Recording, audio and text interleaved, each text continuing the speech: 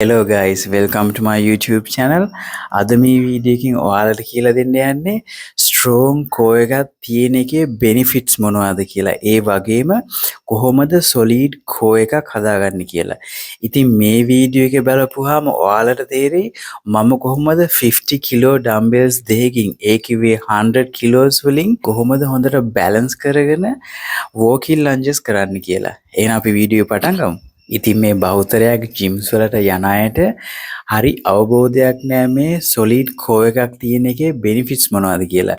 මේක ඇත්තටම හිතා ගන්න බැරි තරම් වැදගත් වෙනවා ජිම්ස් වලට යන අයට වගේම ජිම්ස් වලට නොයන අයට. මේකේ හරි benefits කිව්වොත් කාටවත් හිතා ගන්නත් බැරි වෙයි. එහෙනම් අපි ඉස්සල්ලාම බලමු core එකට අයිති වෙන muscle groups මොනවද කියලා. core එක කියන්නේ නිකම්ම six pack එක විතරක් නෙමෙයි. ඒක ඇවිත් muscle groups වල එකතුවක්.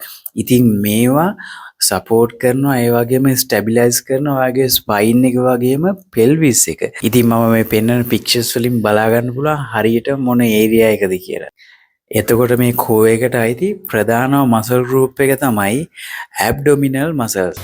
ඉතින් මේ abdominal muscles හැදිලා තියෙන්නේ muscle groups හතරක එකතුවෙන්. rectus abdominis, transverse abdominis, ඒ වගේම internal සහ external oblique muscles. ඉතින් මේ හතර එකතුවක් තමයි මේ abdominal muscles කියන්නේ. ඉතින් මේ muscle groups ගොඩක් support කරන ඔයාට strong spine එකක් maintain කරගන්න. හරි එහෙනම් අපි බලමු දෙවෙනි muscle group එක මොකක්ද කියලා. දෙවනි major core muscle එක තමයි back muscle. ඉතින් මේ back muscle එක හැදිලා තියෙන්නේ මේ muscle groups දෙකේ එකතුවකින්. erector spinae multifidus. ඉතින් මේ muscle දෙක එකතු වෙලා තමයි මේ back muscle එක හැදිලා තියෙන්නේ. ඉතින් erector spinae කියන්නේ අපේ කොඳු ඇට පෙළියේ දිගේ දිවෙන muscle එකක්. මේක මගින් ඔයාගේ back muscle එක හොඳට stabilize කරලා දෙනවා. අනික තමයි multifidus. ඉතින් මේක deep spinal stabilizer එකක්. මේක ගොඩක් යටින් පිහිටලා තියෙන spinal stabilizer එකක්. ඉතින් මේ muscle දෙකෙන් පුළුවන් ඔයාගේ spine එක හොඳට stabilize කරලා දෙන්න. ඉතින් අපි බලමු එහෙනම් තුන්වෙනි major core muscle එක මොකක්ද කියලා. ඒක තමයි hip muscles. ඉතින් මේකට අයිති වෙනවා gluteus maximus, gluteus medius, gluteus minimus. ඉතින් මේ muscle තුන එකතු වෙලා තමයි මේ hip muscle එක හැදිලා තියෙන්නේ.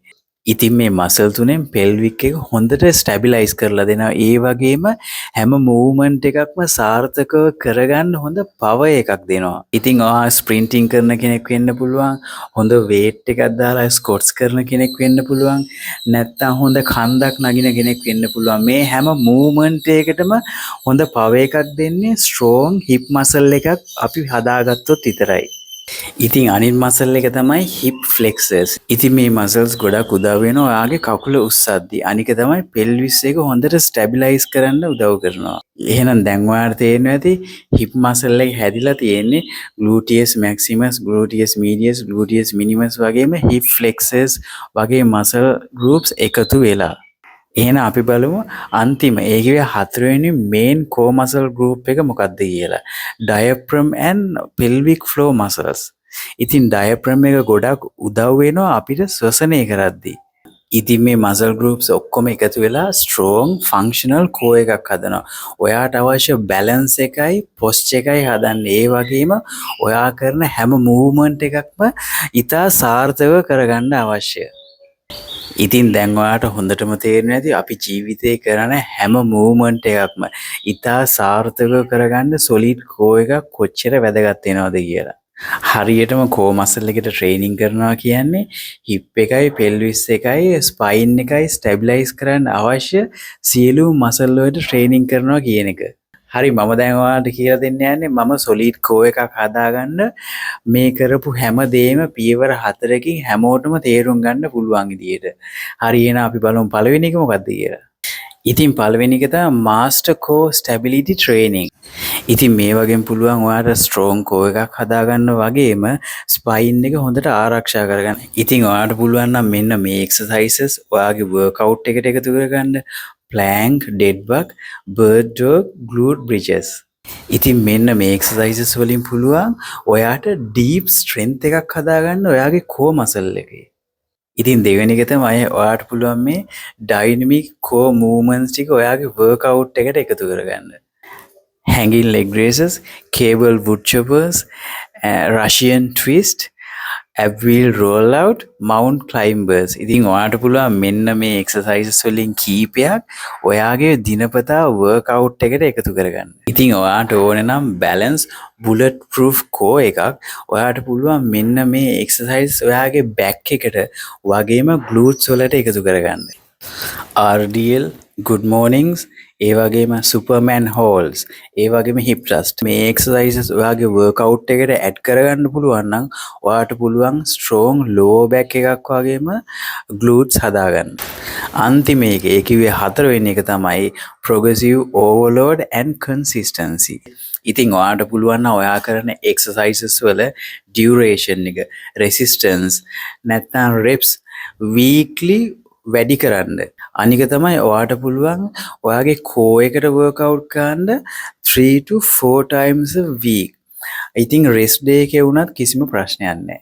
ඉතින් තව එකක් තමයි ඔයාට පුළුවන් anti movement exercises ඔයාට mix කරන්න පුළුවන් movement exercises එක.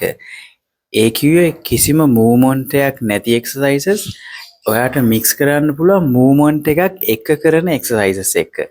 ඉතින් anti movement exercises කිව්වේ plank, dead bugs වගේ exercises. movement exercises විදියට ගන්න පුළුවන් Russian twist, leg raises වගේ exercises. ඉතින් ඔයාට පුළුවන් නම් මේ exercises mix කරලා කරන්න ඔයාට පුළුවන් solid core එකක් හදාගන්න. හරි එහෙනම් ඔයාට දැන් බලා ගන්න පුළුවන් strong core එකක් තියෙන එකේ benefits මොනවද කියලා.